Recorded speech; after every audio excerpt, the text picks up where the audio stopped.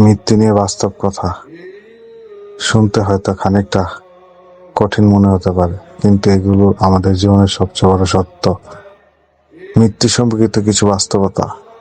মৃত্যু কোনো প্রস্তুতি বা অগ্রিম বার্তা থাকে না। আমাদের জীবনে অনেক কিছুরই জন্য পরিকল্পনা করি, কেরিয়ার, বিয়ে, ভবিষ্যৎ, কিন্তু মৃত্যুর কোনো নির্ধারিত ক্যালেন্ডার বা নোটিশ পিরিয়ড নাই।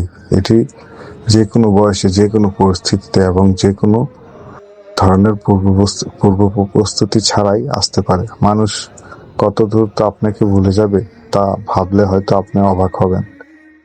আমরা ভেবে থাকি, আমি না থাকলে এই কাজগুলো কিভাবে হবে। বাস্তবতা হলো, আমাদের জীবনে মৃত্যুর পর কয়েকদিন হয়তো মানুষ শোক প্রকাশ করবে, স্মৃতিচরণ করবে, কিন্তু খুব দ্রুত পৃথিবীতে তার নিজস্ব নিয়ম চলতে শুরু করবে। অফিসের খালি চেয়ারটি অন্য কেউ বসবে, আপনার শূন্যতা অল্প কিছু প্রয়োজন ছাড়া বাকি সবার কাছে ধীরে ধীরে স্পষ্ট হয়ে যাবে। ব্যাংক ব্যালেন্স এবং অর্জিত সম্পদ এখানেই থেকে যাবে। জীবন ভরে আমরা যা অর্জন করে থাকি, টাকা, বাড়ি, গাড়ি, ব্র্যান্ডেড পোশাক, ডিগ্রি, তার কোনোটাই মৃত্যুর পর আমাদের সাথে যায় না।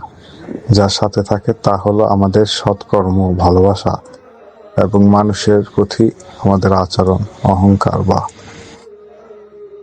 আমাদের রূপ, গুণ, ক্ষমতা বা অর্থ নিয়ে যত অহংকার করি না কেন, মৃত্যুর সামনে আমরা সবাই সমান। নিজস্ব রাজা হোক বা প্রজা, ধনী হোক বা দরিদ্র, সবারই শেষ গন্তব্য মাটির নিচে বা ছায়ে পরিণত হওয়া। মৃত্যু মানুষের সব অহংকারকে এক নিমিষে ঘুরিয়ে দিবে।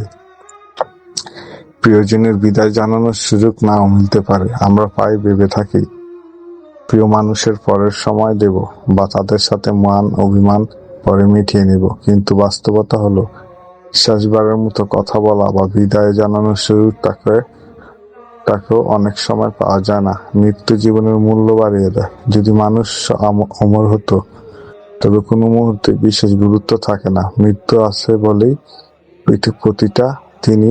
প্রতিটা হাসি এবং প্রিয়জনের সাথে কাটানো প্রতিটা মুহূর্ত মূল্যবান।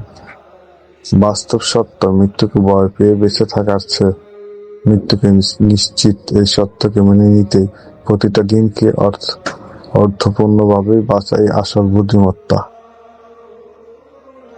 তাই আসুন, আল্লাহর উপর ভরসা রাখি।